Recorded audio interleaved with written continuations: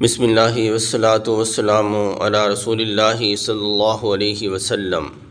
پانی پینے کے آداب یا پانی کی سنتیں۔ حضور نبی کریم خاتم النبیین صلی اللہ علیہ وآلہ وسلم نے فرمایا، قرب قیامت میری ایک سنت کو زندہ کرنا یہ 100 شہیدوں کے برابر ثواب ہے۔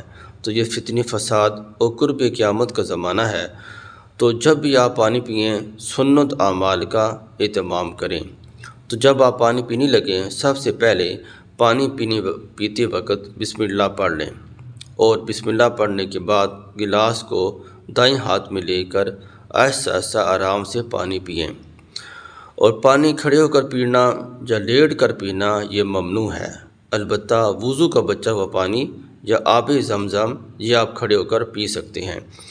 پینے سے پہلے گلاس کو دیکھ لیں کہ پانی میں کچھ ملا ہوا تو نہیں ہے، کوئی تنکا، کوئی ایسی کنکر یا ایسی کوئی بھی چیز جو آپ کو نقصان پہنچا سکتی ہو، اور یا ایسی کوئی موذی چیز بھی ہو سکتی ہے پانی میں۔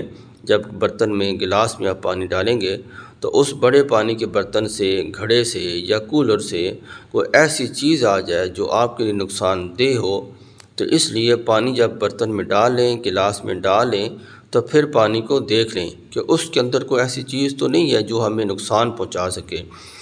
اسی طرح اگر جب آپ پانی پی رہے ہوں تو آپ کو ڈکار آ جائے تو اپنے سانس کو پانی کے اس برتن سے بچا لیں۔ پانی کے برتن کے اندر ڈکار نہ لیں، بلکہ اپنے سانس کو بچا لیں، برتن سائڈ پر کر لیں، تو پھر اپنے سانس کو آسانی سے نکال لیں۔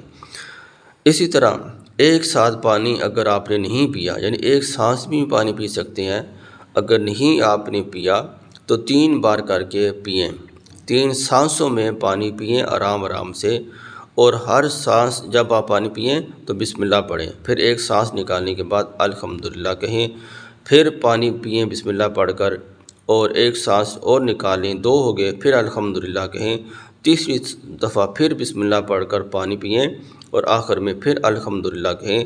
تو اس طرح آپ 3 دفعہ پانی پئیں گے اور 3 دفعہ الحمدللہ کہیں گے۔